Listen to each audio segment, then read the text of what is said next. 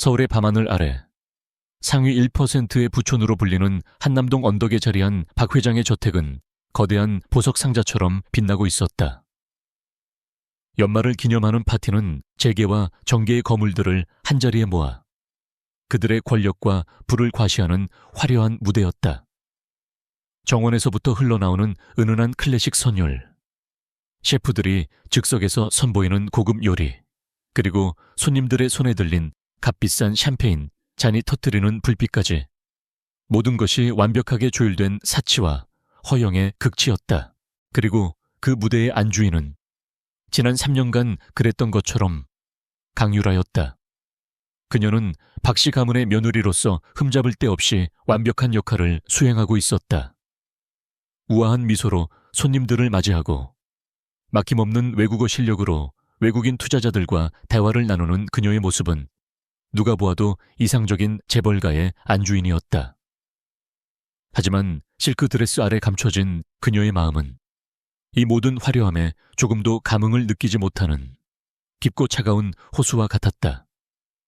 그녀는 이 파티의 주인이었지만 동시에 가장 외로운 이방인이었다. 언니, 오늘따라 유독 더 예쁘네. 꼭 마지막 불꽃을 태우는 사람처럼 말이야. 날카로운 목소리가 그녀의 귓가를 파고들었다.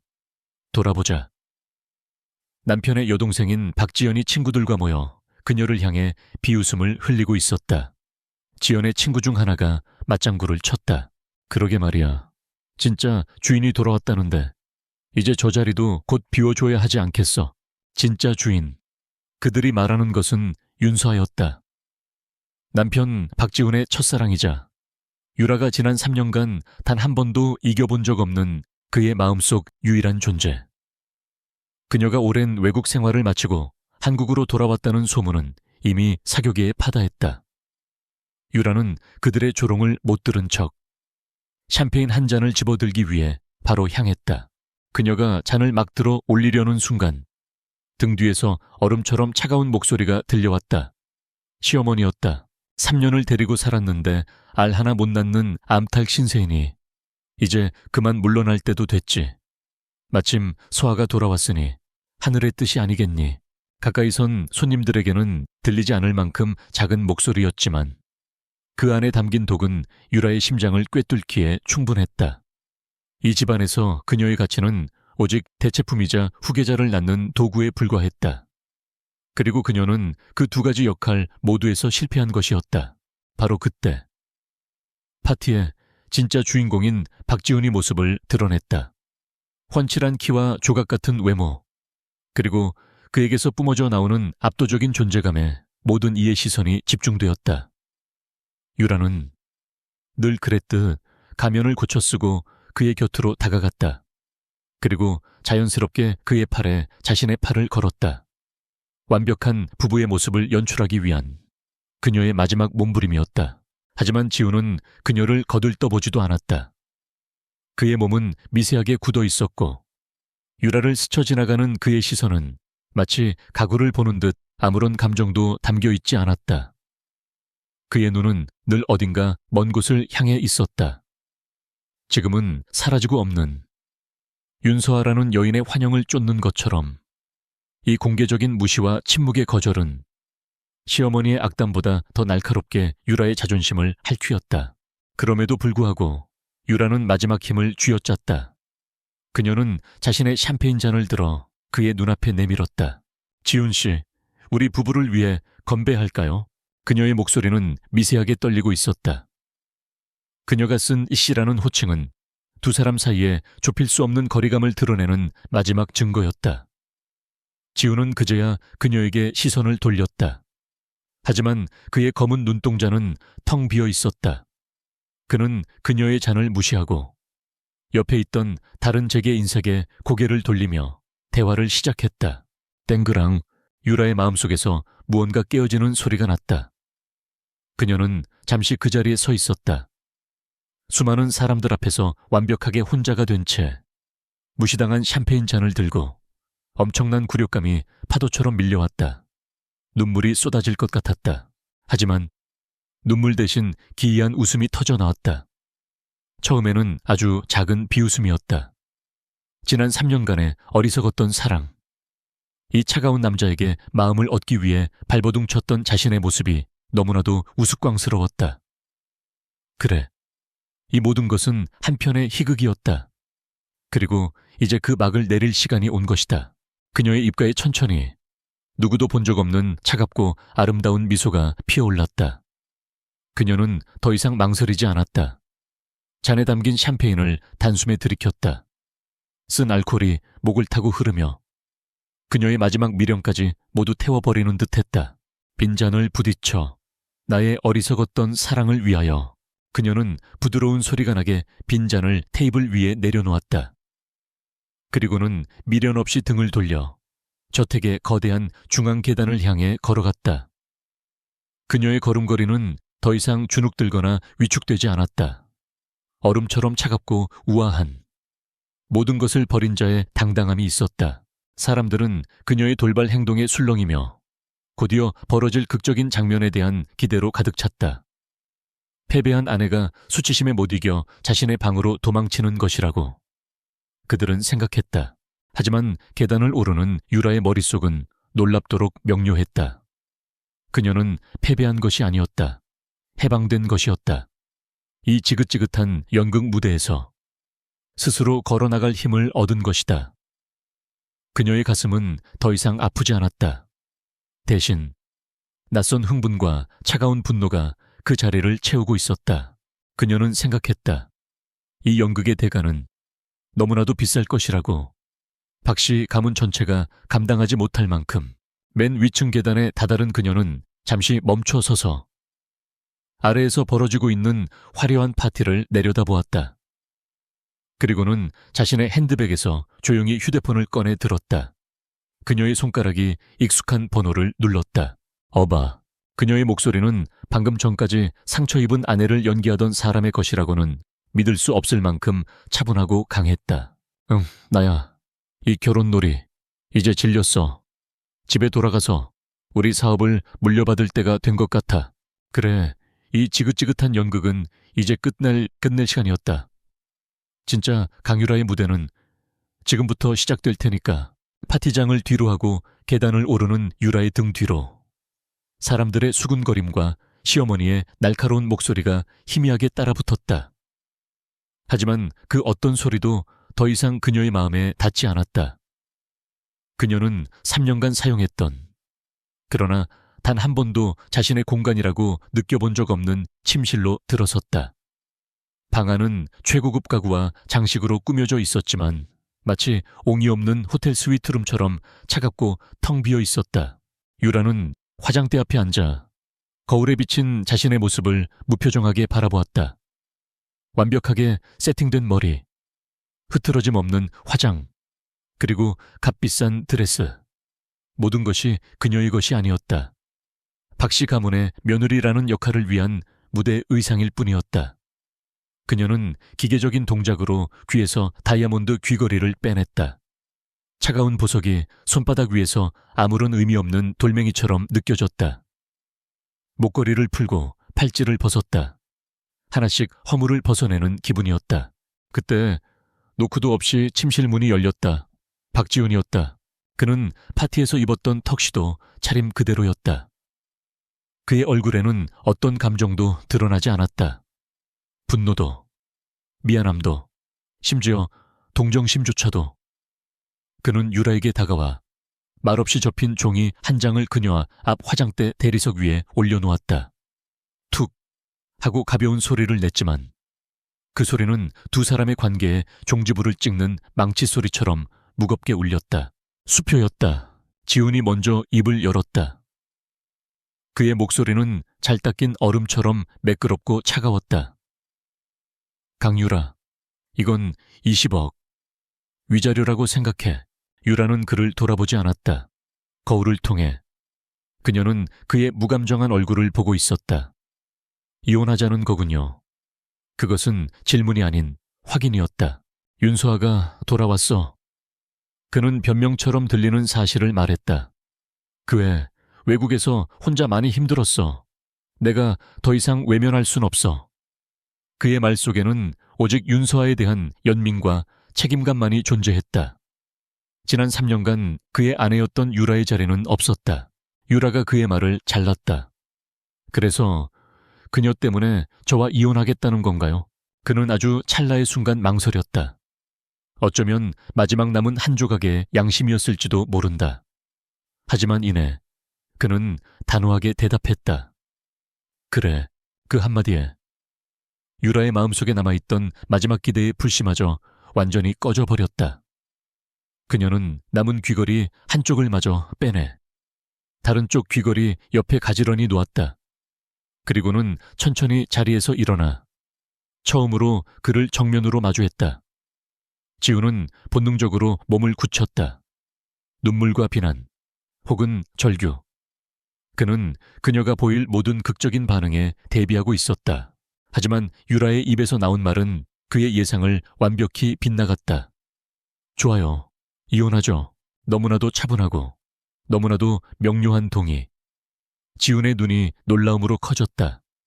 그는 아내의 이런 반응을 전혀 예상하지 못했다. 유라는 그의 당황한 얼굴을 보며 속으로 생각했다. 8년의 짝사랑, 3년의 텅 빈 결혼 생활. 내 모든 것을 쏟아부었어. 더 이상 미련도 후회도 없어. 사랑이 사라진 껍데기를 붙잡고 있을 이유가 어디 있겠어. 그녀는 작은 핸드백을 챙겨 들고 망설임 없이 문을 향해 걸어갔다. 상황을 미처 다 이해하지 못한 지훈이 뒤에서 다급하게 그녀를 불렀다. 강유라, 그 수표. 문 앞에 멈춰선 유라가 천천히 고개를 돌렸다. 그녀의 입가에 희미하고도 서늘한 어딘가 가엾다는 듯한 미소가 걸렸다. 그 돈은 당신이나 가져요. 새 장가 갈 때 보태 쓰던가. 그것은 지훈의 자존심을 정면으로 겨냥한 한마디였다. 그의 얼굴이 모욕감으로 굳어졌다. 그가 이 관계를 정리하기 위해 내민 돈과 권력의 상징이 그녀에게는 아무런 가치도 없는 휴지 조각처럼 취급당한 것이다. 유라는 더 이상 그를 쳐다보지 않고 방을 나섰다. 그녀는 2층 중앙 계단을 따라 조금 전 자신이 올라왔던 길을 다시 내려갔다. 그녀가 미리 챙겨두었던 작은 여행 가방을 끌고 그녀의 발소리를 들은 하인들과 거실에 모여있던 박지연이 그녀를 바라보았다. 그들의 시선에는 노골적인 조롱과 승리감이 담겨 있었다. 어머, 저 꼴 좀 봐. 진짜 쫓겨나네. 가방 하나 들고 맨몸으로. 쌤통이다. 그들은 패배한 여인의 초라한 퇴장을 보고 있었다.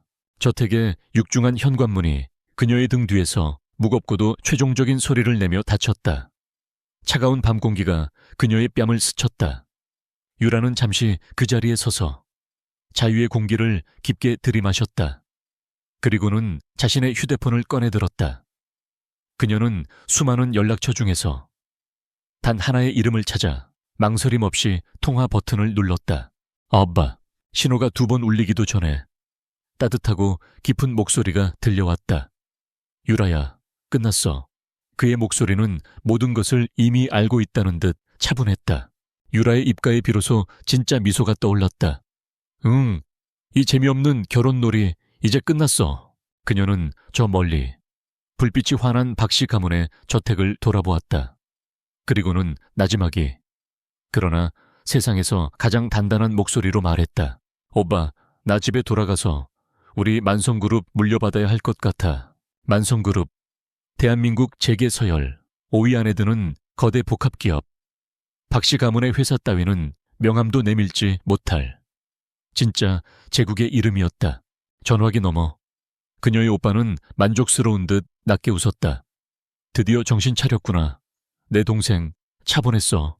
이제 진짜 내 자리로 돌아올 시간이야. 전화를 끄는 유라의 눈빛은 밤하늘의 그 어떤 별보다도 차갑고 강렬하게 빛나고 있었다. 진짜 여왕의 게임은 이제 막 시작된 참이었다. 유라가 전화를 끊자마자 밤의 정적을 깨고 매끄러운 엔진음이 들려왔다. 박씨 가문의 그 어떤 차보다도 위압적이고 고급스러운 오직 소수의 VVIP를 위해 주문 제작된 마이바흐 한 대가 유령처럼 그녀 앞에 멈춰 섰다. 운전석에서 내린 남자는 경호원처럼 다부진 체격이었지만 그의 태도는 극도로 정중했다. 그는 유라에게 깊이 허리를 숙였다. 아가씨, 회장님께서 기다리고 계십니다. 그는 유라의 작은 여행 가방을 받아들고 뒷좌석 문을 열었다. 박씨, 저택의 하인들이 그녀를 경멸적으로 쳐다보던 것과는 하늘과 땅 차이의 대우였다. 차 안에 올라서자 익숙하고 따뜻한 향기가 그녀를 감쌌다. 그리고 그곳에는 그녀의 오빠 강태준이 앉아 있었다. 만성그룹의 젊은 총수. 그는 대한민국 재계에서 냉철한 카리스마와 천재적인 사업 수완으로 유명했지만 유라에게는 세상에서 가장 든든한 버팀목이었다. 그는 말없이 동생의 헝클어진 머리카락을 부드럽게 쓸어 넘겨주었다. 고생했다, 유라야. 그 한마디에 지난 3년간 억지로 눌러왔던 소름이 터져 나올 뻔했다. 하지만 유라는 눈물을 보이는 대신 희미하게 웃었다. 이 순간을 위해 독하게 버텨왔으니까 차는 한남동의 과시적인 저택가를 벗어나 서울의 진짜 심장부, 성북동의 깊숙한 곳으로 향했다. 그곳에는 현대적인 빌딩 숲과는 이질적인 거대한 성체와도 같은 고택이 자리하고 있었다. 수백 년 된 소나무들이 성벽처럼 저택을 둘러싸고 있었고 전통 한옥의 우아한 곡선과 현대 건축의 미니멀리즘이 완벽한 조화를 이루고 있었다. 이곳이 바로 만성그룹 강씨 일가의 본가. 대한민국 상위 0.01%의 권력이 시작되는 곳이었다. 박씨 가문의 저택이 졸부의 성이라면 이곳은 대대로 내려온 황제의 궁궐이었다. 차가 멈추자 저택의 대문이 열리고 유라의 부모님이 직접 마중을 나와 있었다. 어머니는 딸을 보자마자 와락 끌어안고 눈물을 터뜨렸다. 내 딸, 내 불쌍한 새끼. 왜 그렇게 미련하게 3년이나 그런 집에서 고생을 했어. 당장 이혼하라고 했을 때 말을 들었어야지. 만성그룹의 총수인 강 회장은 밖에서는 호랑이로 불리는 남자였지만 딸 앞에서는 그저 무뚝뚝한 아버지일 뿐이었다. 그는 헛기침을 하며 어색하게 딸의 어깨를 토닥였다. 돌아왔으면 됐다. 이제 다시는 그딴 놈들 때문에 눈물 흘릴 일 없을 게다. 이 아비가 그렇게 만들 거다. 그들의 꾸짖음 섞인 걱정 속에서 유라는 비로소 자신이 집에 돌아왔음을 실감했다. 자신의 진짜 자리, 진짜 가족의 품으로. 다음 날 아침 유라는 자신의 옛 방에서 눈을 떴다. 모든 것이 그녀가 떠났던 3년 전 그대로였다.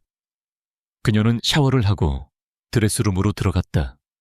박씨 가문에서 입었던 정숙하고 단아해 보이기만 하던 옷들을 모두 한쪽에 치워버렸다. 그리고는 날렵한 라인의 검은색 파워수트를 골라 입었다. 거울 앞에 선 사람은 더 이상 순종적인 며느리 강유라가 아니었다. 제국의 상속녀, 만성그룹의 강유라였다. 그녀가 아래층으로 내려갔을 때 그녀를 기다린 것은 따뜻한 가족 식사가 아니었다. 오빠, 강태준이 그녀를 저택 한쪽에 있는 집무실 겸 회의실로 불렀다. 그곳은 만성그룹의 모든 중요한 결정이 내려지는 심장부였다. 환영한다, 강 이사. 태준은 더 이상 다정한 오빠가 아니었다. 그는 그룹의 총수로서 새로 복귀한 핵심 임원을 대하고 있었다. 그는 자신의 책상 맞은편, 지난 3년간 비어있던 유라의 자리를 턱으로 가리켰다. 그리고는 두꺼운 서류철 하나를 그녀의 책상 위로 던졌다. 내가 없는 동안 네 자리는 비워뒀다. 이제 네가 다시 채워야지. 그가 던진 것은 송도 신도시 복합단지 개발 프로젝트에 관한 서류였다. 만성그룹이 미래 성장 동력으로 점찍은 수조 원대의 사활을 건 프로젝트였다. 이 프로젝트의 첫 단추는 핵심 부지를 확보하는 것이다. 경쟁이 치열할 거다. 이게 내 복귀 후 첫 임무이자 테스트다. 지난 3년의 세월이 널 약하게 만들지 않았다는 걸 증명해봐. 이사회와 내게 네가 아직 만성그룹의 상속녀로서 자격이 있다는 것을. 그것은 단순한 기회가 아니었다. 그녀의 능력을 증명해야만 하는 가혹하고도 공정한 시험대였다. 만약 실패한다면 그녀는 그룹 내에서 아무런 실권도 없는 명예이사로 전락하게 될 것이었다. 유라는 서류철을 들어 그 내용을 빠르게 훑어보았다. 그리고는 고개를 들어 오빠를 마주보았다. 그녀의 눈에는 두려움 대신 오랫동안 잠자고 있던 야망의 불꽃이 타오르고 있었다. 알도 못 낳는 암탉이라 조롱받던 여인의 모습은 온데간데 없었다. 그녀의 입가에 자신만만한 미소가 걸렸다. 걱정 마, 오빠. 그녀의 목소리는 강철처럼 단단했다. 강유라가 누군지, 내가 왜 만성그룹의 상션녀인지 똑똑히 보여줄 테니까. 유라는 자신의 자리에 앉아 서류에 집중하기 시작했다. 그녀의 사무실 통유리창 밖으로 서울의 정형이 장엄하게 펼쳐져 있었다. 3년간의 유배는 끝났다. 여왕은 자신의 왕좌로 돌아왔다. 이 도시를 무대로 펼쳐질 새로운 게임에서 그녀는 더 이상 희생양이 아니었다. 게임의 판도를 결정할 플레이어였다. 이혼 숙려 기간 한 달이 지났다. 법적으로 박지훈과의 관계를 완전히 끝내는 날, 유라는 만성그룹의 마이바흐를 타고 구청으로 향했다. 그녀는 머리부터 발끝까지 흠잡을 데 없는 비즈니스 우먼의 모습이었다. 차에서 내리는 그녀의 모습은 마치 패션 잡지의 한 페이지 같았고 자신감과 냉철함이 전신을 감싸고 있었다.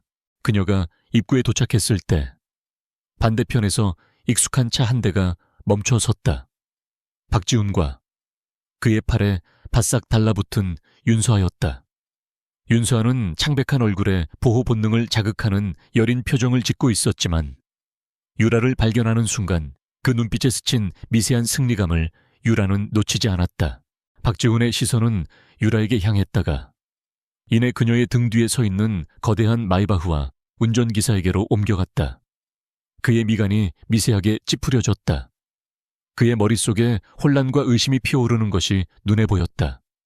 내가 저렇게 쉬 이혼에 동의한 것이 이미 새로운 남자가 있었기 때문이라고.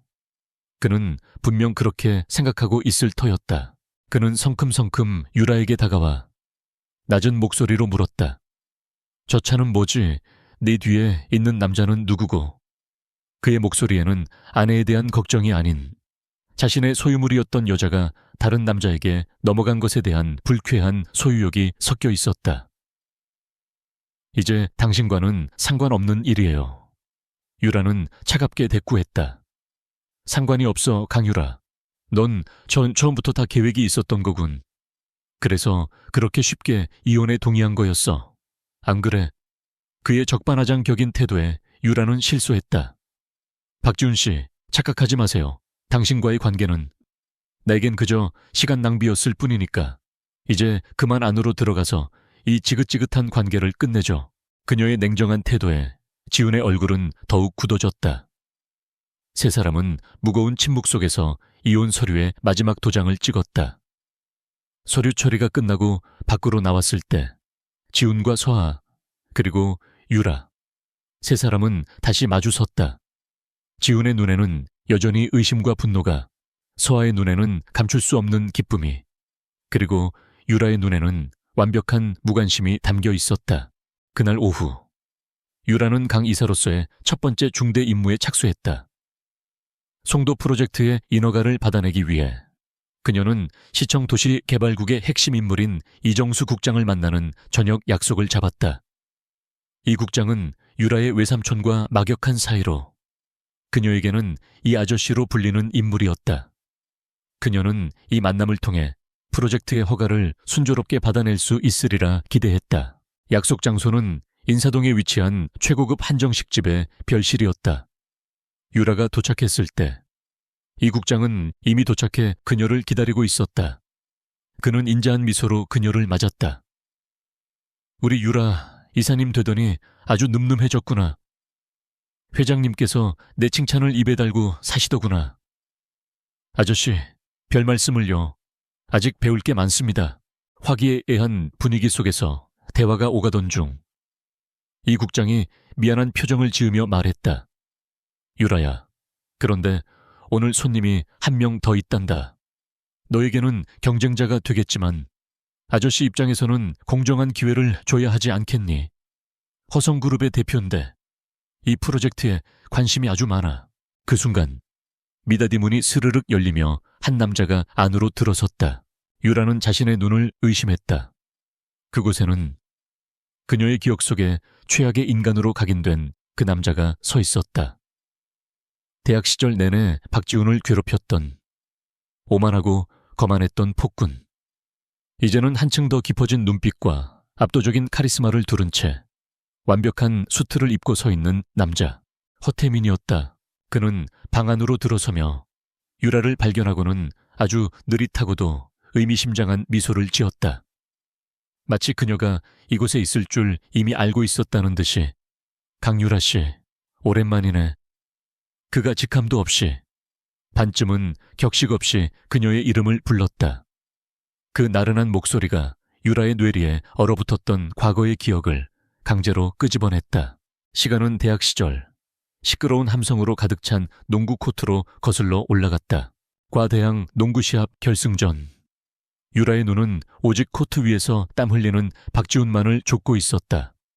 그는 조용하고 성실한 모범생이었지만 코트 위에서는 누구보다 빛나는 스타였다. 반면 상대팀인 경영학과에는 허태민이 있었다. 그는 마치 황제처럼 코트를 지배했다. 그의 플레이는 화려했지만 어딘가 상대를 조롱하는 듯한 잔인함이 묻어 있었다. 시합이 막바지에 다다른 결정적인 순간, 지훈이 공을 잡고 골대를 향해 돌파했다. 그때 태민이 그의 앞을 막아섰다. 그리고는 수비 과정에서 나온 실수인 척 농구공을 지훈의 얼굴을 향해 힘껏 던졌다. 퍽 하는 둔탁한 소리와 함께 지훈이 코트 위에 쓰러졌다. 그의 코에서 붉은 피가 쏟아져 나왔다. 그 광경을 본 유라의 머릿속에서 무언가 끊어졌다. 지훈이 다행히 큰 부상이 아니라는 것을 확인한 후 그녀는 분노에 차 강의실 복도에서 태민을 기다렸다. 그리고 그의 앞을 막아섰다. 헤어태민 일부러 그랬지. 넌 그냥 질투심에 눈이 먼 비겁한 불량배일 뿐이야. 그녀의 당돌한 비난에 태민은 싸늘한 표정으로 그녀를 내려다보았다. 그는 시인도 부정도 하지 않았다. 그저 지루하다는 듯한 표정으로. 그러나 그 눈빛 깊은 곳에서는 기이한 흥미가 번뜩이며 그녀를 훑어볼 뿐이었다. 그 오만한 태도는 유라의 마음에 그에 대한 혐오감을 영원히 새겨 넣었다. 다시 현재 저녁 식사 테이블. 유라는 과거의 기억에서 빠져나와 눈앞의 남자를 노려보았다. 증오스러웠던 과거의 악연이 자신의 미래를 건 프로젝트의 가장 강력한 경쟁자로 나타난 것이다. 이정수 국장은 둘 사이의 냉랭한 기류를 전혀 눈치채지 못한 채 명랑하게 말했다. 어허, 두 사람 아는 사이였어. 야, 세상 참 좁구나. 잘됐네. 잘됐어. 유라는 간신히 표정을 관리하며 비즈니스적인 미소를 지어 보였다. 네, 아저씨. 대학 동기입니다. 음식이 차려지기 시작했지만 세 사람이 앉은 테이블 위에는 숨막히는 긴장감만이 감돌았다. 유라는 깨달았다. 이 국장이 자신을 시험하기 위해 일부러 이 자리를 만들었다는 것을, 그리고 이 프로젝트를 따내기 위해서는 과거의 원수이자 현재의 경쟁자인 허태민을 반드시 꺾어야만 한다는 것을. 운명의 장난처럼 진짜 전쟁은 가장 예상치 못한 상대와 함께 시작되고 있었다. 이정수 국장과의 저녁 식사는 살얼음판을 걷는 듯한 긴장감 속에서 계속되었다. 유라는 허태민이라는 예상치 못한 변수 앞에서 조금도 약한 모습을 보이지 않으려 애썼다. 그녀는 송도 프로젝트에 대한 자신의 비전과 만성그룹의 역량을 논리정연하게 설명했다. 그녀의 목소리는 차분했지만 그 안에는 반드시 이 프로젝트를 따내고야 말겠다는 강한 의지가 담겨 있었다. 허태민은 대부분의 시간 동안 말없이 와인잔을 느릿하게 돌리며 그녀를 지켜볼 뿐이었다. 그의 시선은 노골적이었다. 마치 그녀의 갑옷에 틈이 없는지, 그녀의 논리에 허점이 없는지를 샅샅이 훑는 능숙한 사냥꾼의 시선. 유라는 등골이 서늘해지는 것을 느꼈지만 지지 않고 그의 시선을 마주했다. 메인 요리가 나올 무렵 태민이 문득 젓가락을 내려놓았다. 그는 이 국장과 유라를 번갈아 보더니 심드렁한 목소리로 말했다. 이 국장님, 허성그룹은 이번 송도 프로젝트 입찰에서 빠지겠습니다. 그 한마디에 방 안의 공기가 멈췄다. 이 국장은 눈을 동그랗게 떴다. 아니, 허 대표 그게 무슨 소린가? 자네가 이 프로젝트에 얼마나 공을 들였는데 태민의 시선은 오직 유라에게 고정되어 있었다.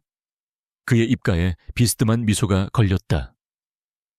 강 이사님이 저보다 더 간절해 보이셔서 말입니다. 저는 복잡한 경쟁은 딱 질색이라서요. 그냥 양보하지요.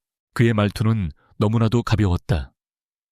마치 수조 원짜리 프로젝트가 아니라 길가의 장난감을 양보하는 듯한 태도.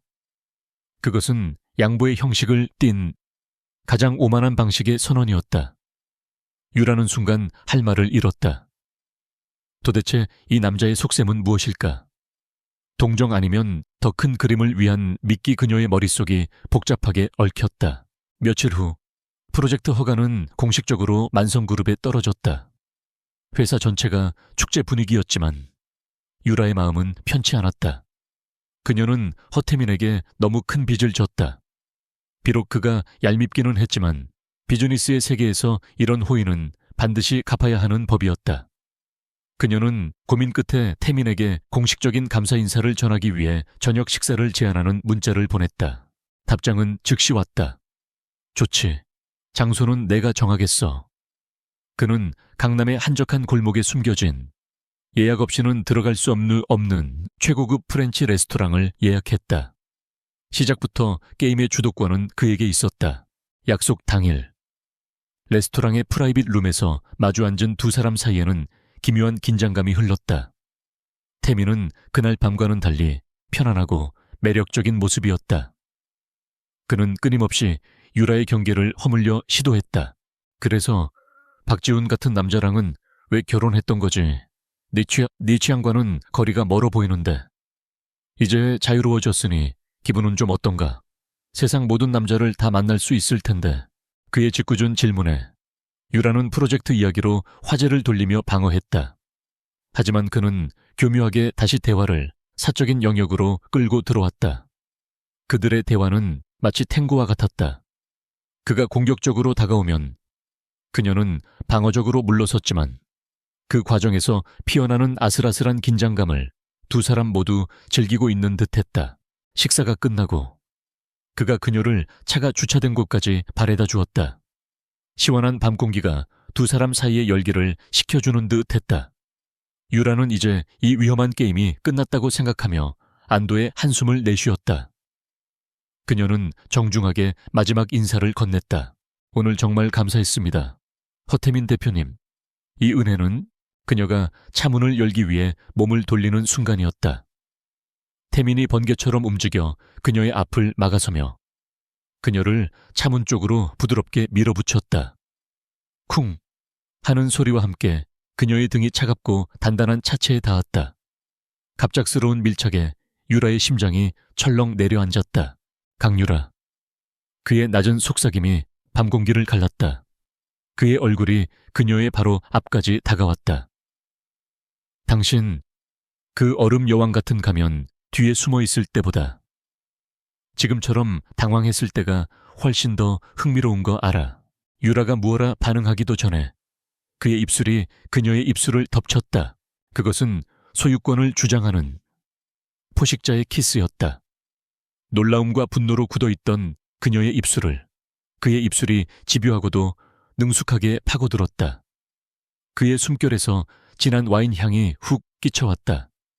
유라의 머릿속은 안 되라고 소리치고 있었지만 그녀의 몸은 배신자처럼 그의 키스에 반응하기 시작했다. 그의 한 손이 그녀의 뒷목을 감싸 쥐고 다른 한 손은 허리를 단단히 끌어안았다. 저항할 수 없는 힘에 그녀는 속수무책으로 그에게 모든 것을 내맡겼다. 그의 혀가 부드럽게 그러나 대담하게 그녀의 안으로 들어와 그녀가 애써 지켜온 이성의 벽을 허물어뜨렸다. 유라의 온몸에 짜릿한 전율이 흘렀다. 그녀는 자기도 모르게 그의 셔츠 깃을 꽉 움켜쥐었다. 지난 3년간 잊고 살았던, 아니, 단 한 번도 느껴보지 못했던 강렬한 열정이 그녀의 몸을 송두리째 흔들었다. 얼마나 지났을까? 그가 천천히 입술을 떼었을 때 유라는 다리에 힘이 풀려 그에게 기댄 채 가쁜 숨을 몰아쉬고 있었다. 그녀의 완벽했던 포커페이스는 산산조각 나 있었다. 태미는 그런 그녀를 내려다보며 그윽한 눈빛 속에 만족스러운 미소를 지었다. 그는 드디어 얼음장 같은 그녀의 가면 아래 숨겨진 진짜 여자를 본 것이었다. 유라가 정신을 차리고 그를 밀어내려 할 때 그는 아무 일도 없었다는 듯 넥타이를 바로 고쳐맸다. 그의 표정은 다시 냉정하고 여유로운 CEO의 그것으로 돌아와 있었다. 그는 자신의 휴대폰을 꺼내 들었다. 그 땅 아직 제대로 된 식사로 보답받지 못했는데 그가 능청스럽게 웃으며 말했다. 번호 줘. 내가 전화하지. 멍한 상태에서 유라는 기계적으로 자신의 번호를 알려주었다. 그는 번호를 저장하고 그녀에게 짧은 메시지를 보낸 뒤 밤의 어둠 속으로 유유히 사라졌다. 유라는 한참 동안 차에 기댄 채 움직일 수 없었다. 그녀는 자신의 떨리는 입술을 손가락으로 매만졌다. 그의 강렬한 키스의 감촉이 불에 댄 듯 아직도 생생했다. 그녀는 프로젝트를 따냈다. 하지만 그 대가로 훨씬 더 위험한 게임에 휘말려버린 것 같은 불길한 예감이 들었다. 포식자는 자신의 영역을 확실하게 표시하고 떠난 뒤였다. 대학 총동문회가 주최하는 자선 갈라 파티. 유라의 절친이자 미래의 올케가 될 유나리가 총책임을 맡은 행사였다. 유나는 유라에게 초대장을 건네며 윙크를 했다. 이번 파티 허태민 씨도 초대했어. 너를 위해서. 유라는 웃으며 고개를 저었지만 싫지 않은 기분이었다. 과거의 망령들을 한자리에서 마주하고 완전히 달라진 자신을 보여줄 완벽한 무대가 될 터였다. 파티가 열리는 곳은 모교의 유서 깊은 대강당이었다. 졸업 후 처음 와보는 그곳은 화려한 조명과 장식으로 꾸며져 있었지만 곳곳에 밴 추억은 여전했다. 유라는 오빠 강태준과 함께 파티장에 들어섰다. 칠흑 같은 수트를 입은 태준과 보석처럼 반짝이는 드레스를 입은 유라. 두 사람이 함께 있는 모습은 그 자체로 한 폭의 그림이었고 모든 사람의 시선을 사로잡았다. 아니나 다를까. 파티장 한쪽에서 허태민이 그들을 지켜보고 있었다. 그는 유라를 발견하고는 소유욕이 깃든 만족스러운 미소를 지으며 가볍게 와인 잔을 들어보였다. 박지훈과 윤서아 역시 도착해 있었다. 그들은 자신들의 사회적 지위를 과시하려는 듯 영향력 있는 동문들에게 인사를 하느라 여념이 없었다. 이 불안한 평화는 윤서아가 유라를 발견하면서 깨졌다. 그녀는 질투심과 우월감을 동시에 드러내며 박지훈의 팔을 낀 채 유라에게 다가왔다. 그녀는 유라의 드레스를 위아래로 훑어보며 교묘하게 깎아내리기 시작했다. 유라 애씨, 드레스 정말 아름답네요. 처음 보는 브랜드인데 신진 디자이너 건가 봐요. 요즘엔 이렇게 개성 있는 브랜드가 많더라고요. 그녀의 말에는 나는 디올, 샤넬 같은 명품을 입지만 너는 이름 없는 브랜드를 입는구나 하는 의도가 명백히 깔려 있었다. 바로 그 순간 그들의 대화에 다른 목소리가 끼어들었다. 날카로운 입담으로 유명한 사교계의 명사이자 패션 칼럼니스트인 임하늘이었다. 신진 디자이너 서아씨, 오뜨꾸띠르 위크는 잘 안 챙겨보나 봐요. 이건 조르주 호베이카의 단 하나뿐인 꾸띠르 피스예요. VVIP 고객에게만 공개되는 작품이라 웬만한 패션쇼에서는 구경도 못하는 건데 임하늘은 윤서아를 가볍게 무시하고는 유라의 팔을 친근하게 잡았다. 유라씨, 역시 안목은 알아줘야 해. 몇 년 전 파리 자선 무도회에서 입었던 지안바티스타 발리 드레스도 정말 환상적이었는데 오늘이 더 멋지네요. 임하늘의 말에 윤서아의 얼굴이 새빨갛게 달아올랐다. 유라를 깎아내리려다. 오히려 자신의 무지만 만천에 드러낸 꼴이 된 것이다. 그녀는 분한 표정으로 입술을 깨물었다. 그날 밤 파티의 주인공은 단연 강유라였다. 그녀의 아름다움과 품격, 그리고 그녀가 입은 드레스의 가치가 사람들의 입에 오르내렸다.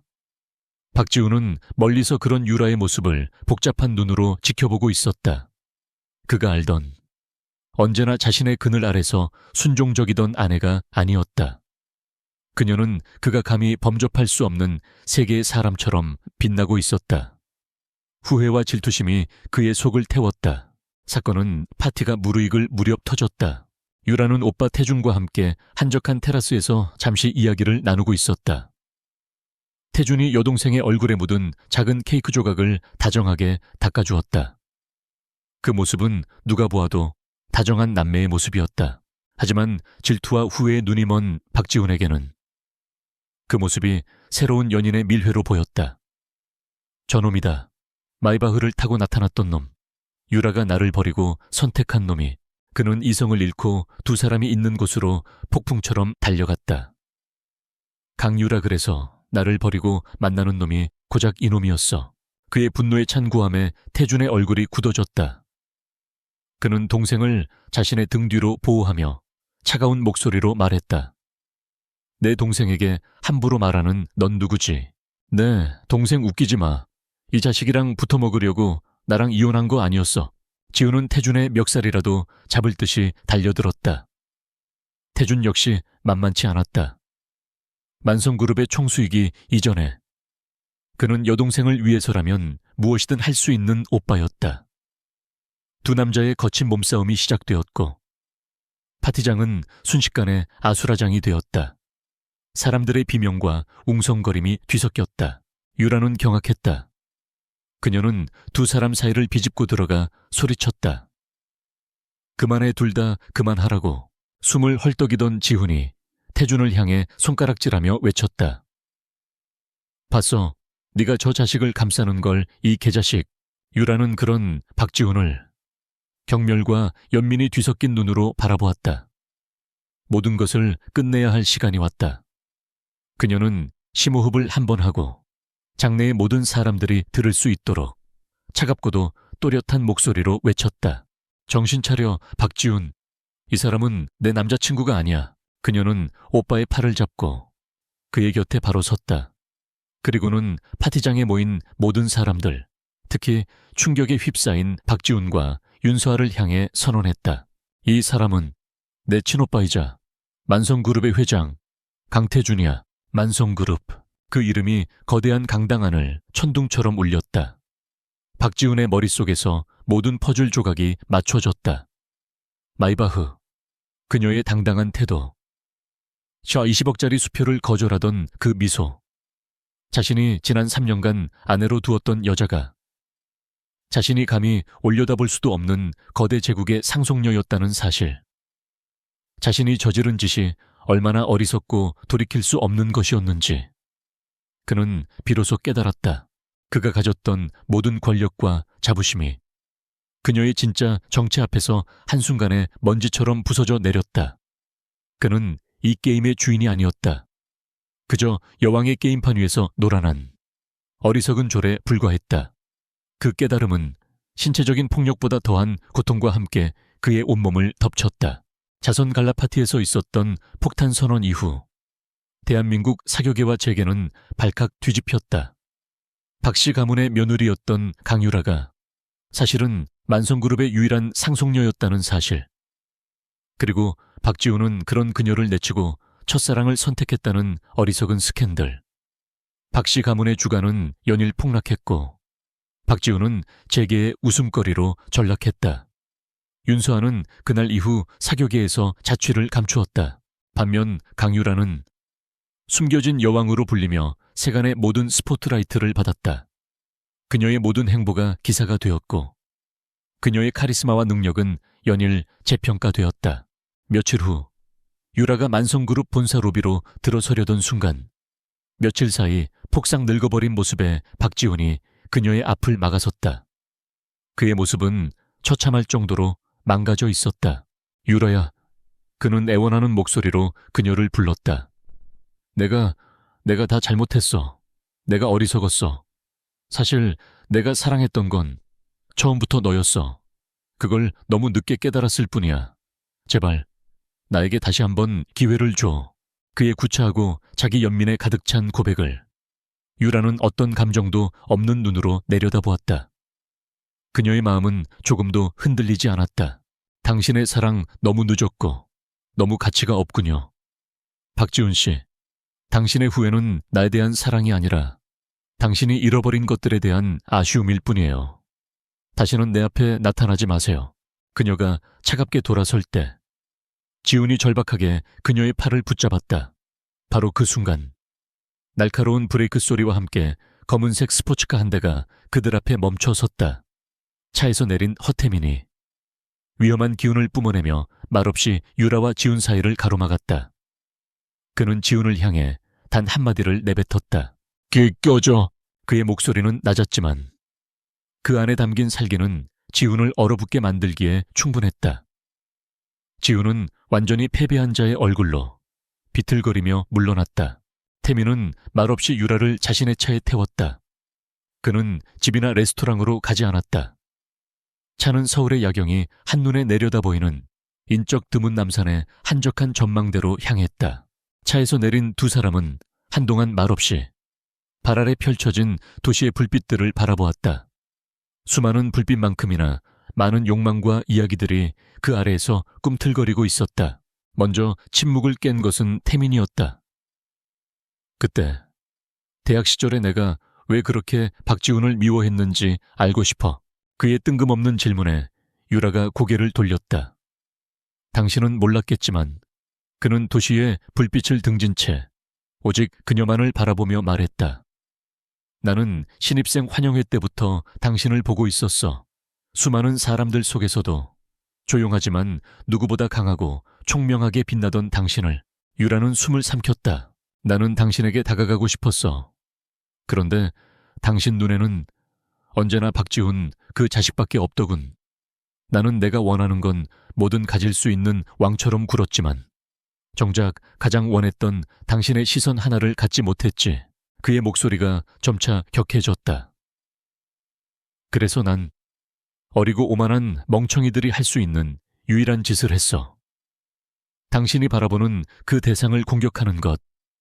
나는 질투심 때문에 그 자식을 괴롭혔던 거야.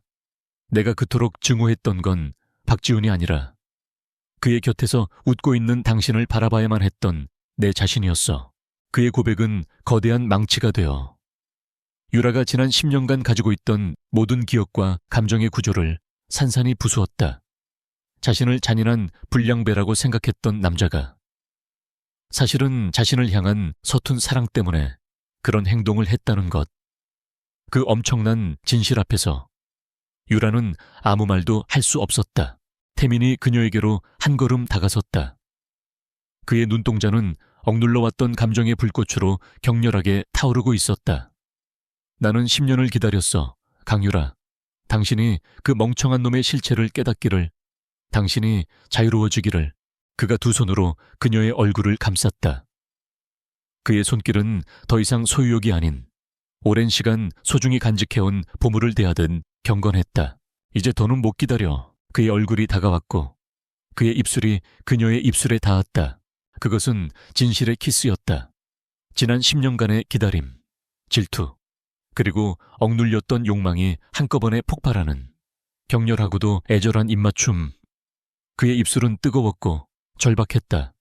유라는 저항할 수 없었다. 아니, 저항하고 싶지 않았다. 그의 키스는 그녀의 마지막 남은 이성의 끈을 녹여버렸다. 그의 팔이 그녀의 허리를 단단히 끌어안았고 그녀의 손은 그의 머리카락을 파고들었다. 숨결이 얽히고 심장이 미친 듯이 울렸다. 그의 혀가 그녀의 입안을 탐하는 감각은 지난번의 키스와는 차원이 다른 영혼을 뒤흔드는 깊은 연결감을 주었다. 이것은 게임이 아니었다. 오랜 시간을 돌아 마침내 서로를 알아본 두 사람의 완전한 항복이자 구원이었다. 뜨거운 열기가 두 사람의 몸을 휘감았고 그들은 세상에 오직 둘만 남은 것처럼 서로에게 몰두했다. 얼마나 시간이 흘렀을까? 입술이 떨어졌을 때 두 사람은 서로의 품에 안겨 가쁜 숨을 몰아쉬었다. 도시의 불빛이 그들의 젖은 눈동자 속에서 아득하게 번져나갔다. 태민이 그녀의 귓가에 거의 울음에 가까운 목소리로 속삭였다. 유라야. 그녀의 이름을 부르는 그의 목소리는 오랜 기다림 끝에 마침내 안식을 찾은 자의 깊은 안도감으로 가득 차 있었다. 과거는 재구성되었고 그들의 미래는 숨막히는 가능성으로 눈앞에 펼쳐져 있었다. 길고 길었던 전쟁은 끝났다. 그리고 가장 예상치 못했던 가장 강렬한 형태로 사랑이 마침내 그녀를 찾아왔다. 1년 반이라는 시간이 흘렀다. 그 시간 동안 강산이 변하듯 많은 것들이 변했다. 강유라가 이끌었던 송도 프로젝트는 대한민국 역사상 가장 성공적인 도시개발 사업으로 기록되었다.